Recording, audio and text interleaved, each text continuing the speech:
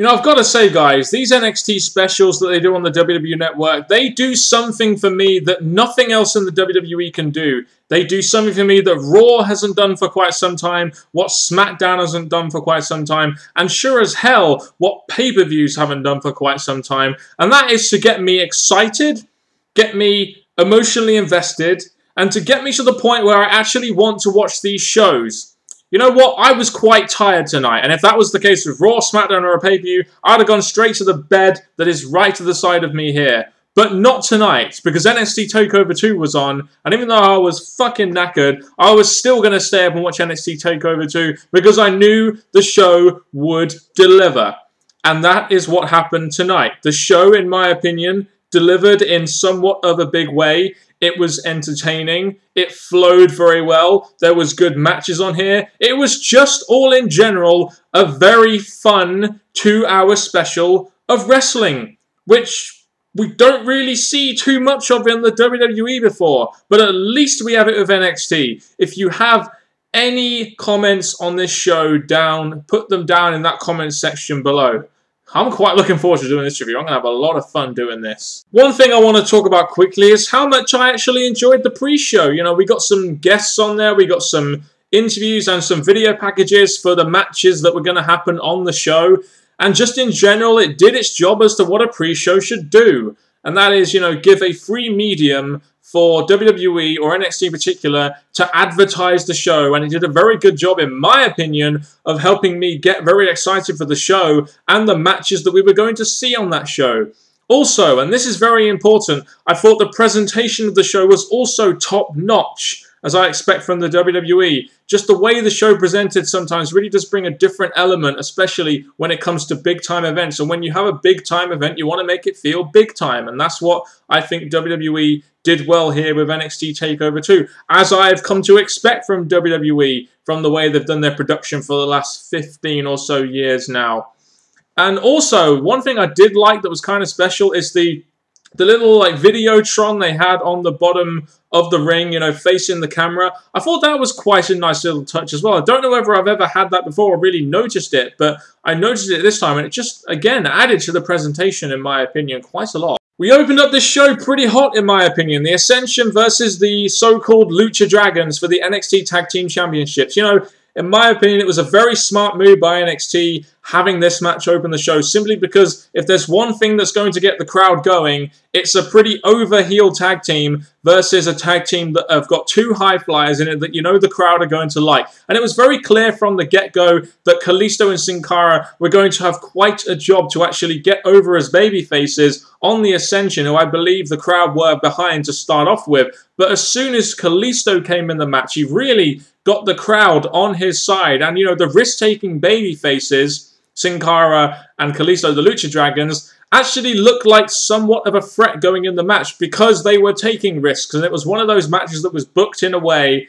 that even though Ascension were pretty dominant, if you take a decent risk and the risk works, they could actually win the match. And I did not expect the Luchas to win this one bit, but my God, did I pop when the Luchas actually won the match. You know, you've got this Ascension tag team who were the longest reigning NXT tag team champions that were probably going to move onto the main roster at some point anyway.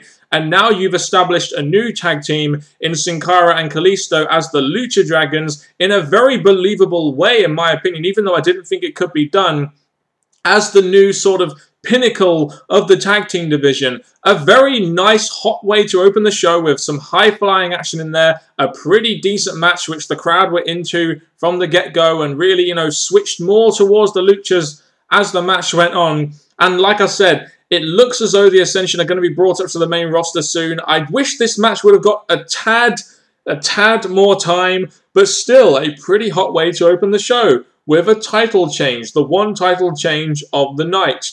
So, like I said, a hot way to start the show. The question is, did NXT continue this momentum onwards as its counterparts in WWE have failed so often? You know, when I heard that William Regal was putting CJ Parker in a match against an unnamed opponent, I was a little bit disappointed that it wasn't Kenta, Devitt, or Steen, or one of these new signings that WWE have brought in. So I was a little bit disappointed there.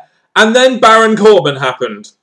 And that immediately took my interest from this segment to here, And this was a great spotlight for Baron Corbin, and what an awesome finisher this guy has. He defeats CJ Parker in 2 or 3 moves, and wow, what a way to introduce a new character. You know, even though we got no entrance, which I thought was kind of silly if you're going to spotlight him, he was the #1 trend worldwide at one point. And the one thing I'll say about Baron Corbin is he gives us a little bit of variety. You know, he's 6'8", he's built like a brick shithouse. He's not your typical 6 foot, 200-pound small guy that you'd see in the main event of NXT, as you'll see in the main event of this show. He's something different, which, in my opinion, NXT desperately fucking needs. It's getting to the point where it's turning into ROH almost. And someone like Baron Corbin, if they decide to push him, which it looks like they're going to from this match and the way they spotlighted him against CJ Parker, a guy who they have somewhat pushed in the past, looks like we could be seeing a new big guy on the scene, and it's none other than Baron Corbin. And unlike most people where, you know, they've gone up there and maybe interviewed them like a Sin Cara and Kalisto, which I didn't really think was necessary, he just went in, kicked some ass, and left.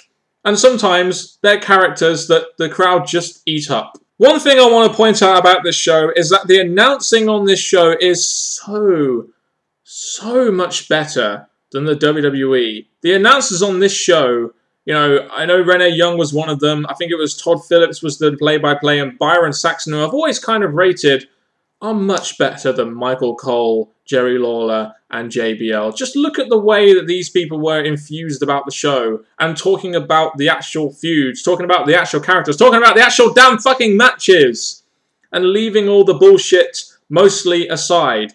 It's way above anything we see on Raw and SmackDown and pay-per-views and TNA. Just saying. I was really looking forward to seeing Enzo Amore versus Sylvester Lefort in a hair versus hair match because, like I've said before in my preview and reviews of the previous NXT shows, it'll bring us something different. It'll bring us something more entertainment-based rather than wrestling-based. And on a show like NXT, I think variety is something they need a little bit more of, and Enzo Amore and Colin Cassidy bring more of the entertainment to the show, which, you know, obviously gets me very well entertained. And because of the stick they have, and because of the places they put in, and because of the promos they cut, they stand out a lot from the other guys who just, let's face it, sometimes just seem to be very good wrestlers. And that's it. I'm really digging the new theme music for Colin Cassidy and Enzo Amore, Team Soft, as I like to call them. And this segment really wasn't about the match. And it really shouldn't have been about the match, which ended up going about 5 minutes long. It was really more about the entertainment, the mic work, the characters. And Enzo Amore and Colin Cassidy brought some entertainment with this show, you know, just with the pre-match promo they did, and the stuff they did after the match, you know, where Sylvester Lefort ran away and left Marcus Luis to get the bucket on his head, and then the segment later on in the night, just as I was getting disappointed that no one was going to go bald, it looked like Marcus Luis, they hadn't quite shaved all his head off yet in the time because his head looked awful, and that was just hilarious, you know, having him in the middle of the ring with Enzo Amore and Colin Cassidy, and that happening, he's going B-A-W-L-E, bald! I've used the word variety a lot on this review, and this Regal segment to announce Kenta onto the show was something else that felt a little bit different. You know, you got a promo segment here introducing a character which WWE are obviously going to make a massive deal of as part of their international brand going forward, especially with the launch of the WWE Network, in particular in Japan. And so we had Kenta come out to the ring, being introduced by William Regal. You know, I couldn't pick anyone more fitting like William Regal, who knows wrestling like him, to introduce Kenta to the WWE. Well, maybe apart from Ric Flair, who couldn't actually be there on the NXT show because there were some scheduling conflicts. I'm actually quite glad. We got a couple of words from Kenta. He's going to be going by the name Hideo Itami. I believe that's the name, and he wants to be NXT champion. And then surprisingly enough, we had the Ascension come out, and Kenta beating them up pretty much as if they were jobbers. That's pretty much how it seemed to me. I will give this a pass because they were introducing a new character in a big way, but I was sitting there thinking to myself, wow, they've gone from longest reigning tag team champions put on like a massive pedestal to getting beaten up by one man the next minute. where's the consistency there? But like I said, if Kenta is going to be made a big deal out of and is going to be in the main event scene going forward and the Ascension are going to be brought up to the main roster, they may as well go out by putting someone over on their way out. And I look forward to seeing what they're going to do with Kenta or Hideo Itami going forward. It looks like they will be putting him in the main event scene, or else they wouldn't have him saying he wants to be the next NXT champion. And he'll be in action on next week's NXT show, and he was the #1 trend worldwide. How many #1 trends worldwide did NXT get this week? I do not know. Bull Dempsey and Mojo Rawley had a match which really didn't go on that long, probably because of the time constraints from what they had go on previously in the night with the hair versus hair stuff and the tag team title, and they just didn't have enough time for this match. Or maybe it was just designed to be a squash match because Bull Dempsey is a guy being pushed for some damn reason, and Mojo Rawley is a guy on the fall. And we had Bull Dempsey finishing this match within a minute with a top rope headbutt, which I thought was quite impressive. And it's nice that they actually saved that for a big show to make it feel like a big movie. Then does another one, and this segment just flew by in my opinion. And all I can say is, thank God. After what was a very fast-paced and action-packed first hour on NXT, the second hour involved what NXT billed as the two main events of the show. The first of these matches was for the NXT Women's Championship, Charlotte versus the challenger Bayley. We even had main event style in-ring introductions for this, which I thought was a nice touch, as well as Bayley's tassels, which I thought was a nice touch too. And the story behind this was very simple. Bayley was the much considered underdog and Charlotte was the, dominant champion. And the way they, made this story really did factor into the story that they told into the ring.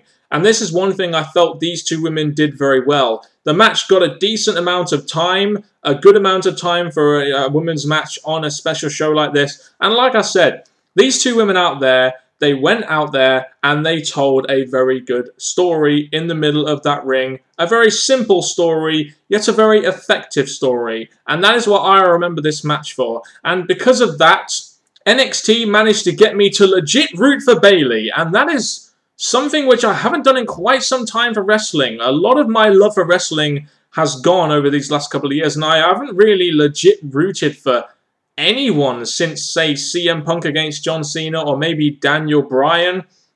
But I was in my chair saying, come on Bayley, go Bayley, you can do it Bayley. I was honestly legit rooting for Bayley, which I believe shows me how good and how emotionally connected that character is going to be to audiences, to casual fans, but also to more hardcore fans such as myself. Like I said, I haven't legit rooted for someone like that in quite some time.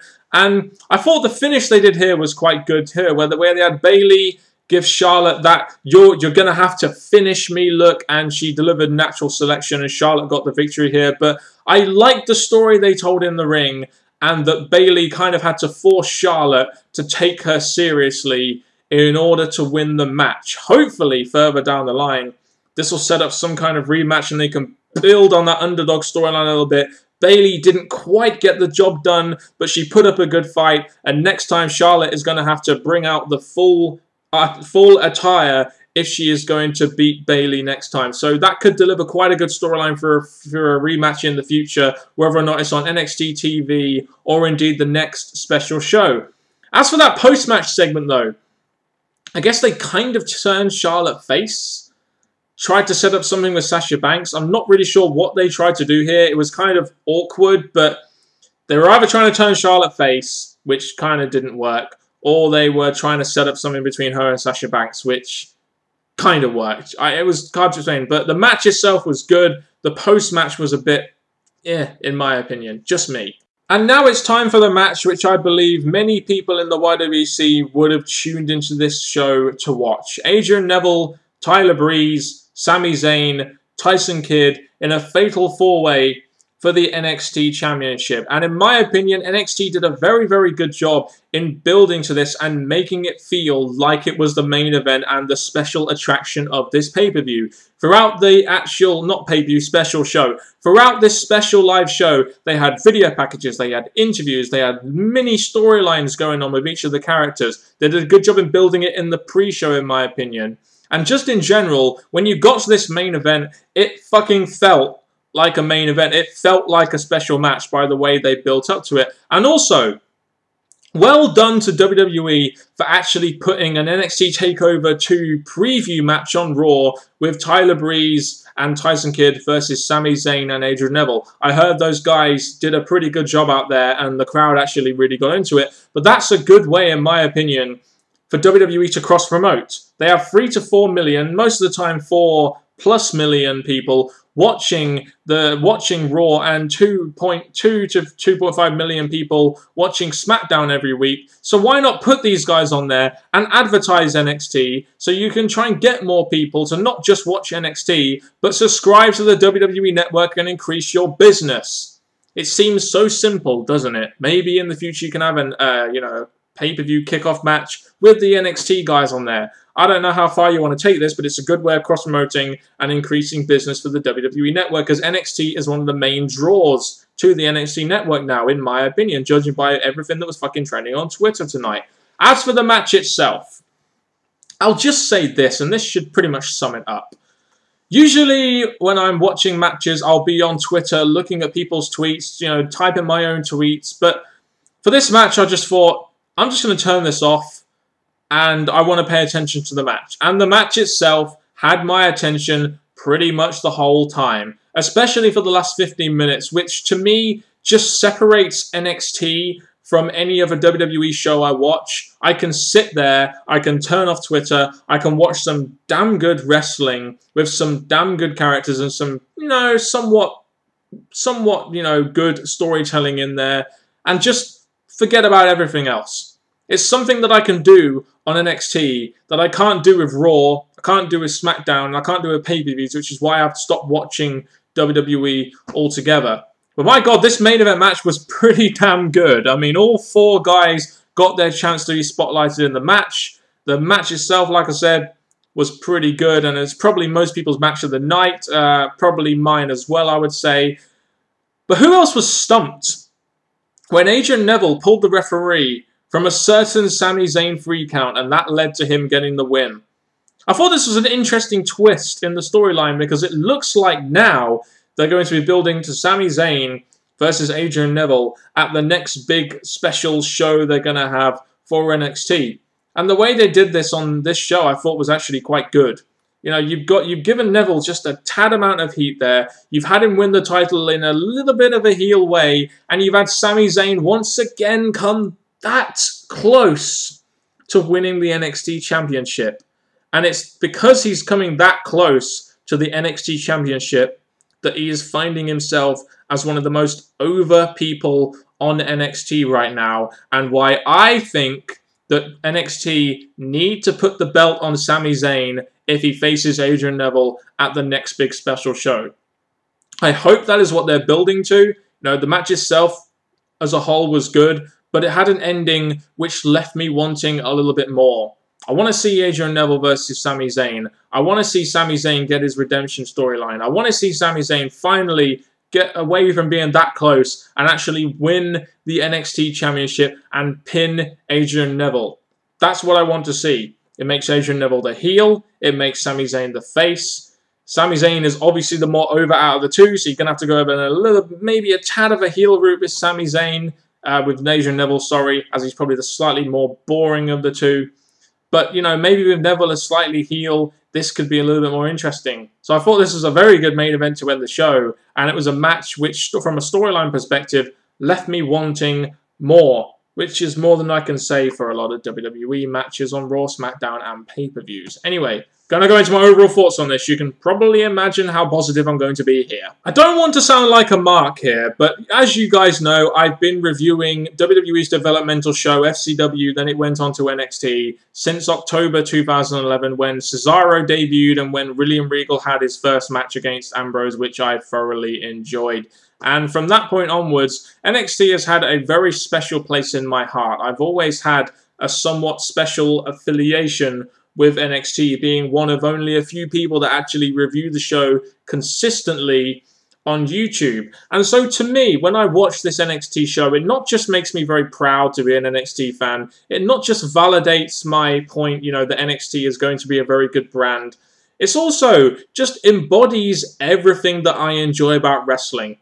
You know, over the last couple of years, Raw, SmackDown, WWE, TNA, ROH have just gone to shit, in my opinion. And it just got to the point where I can't care about the shows, I can't get emotionally invested in the shows, but I know that when NXT bring a 2-hour special on the WWE Network, which I believe is going to happen 4 times a year, maybe once every 2 or 3 months, I just know that I'm going to get a very fun and a very worthwhile 2-hour show, which I'm going to enjoy and want to watch over and over and over and have actual fun reviewing.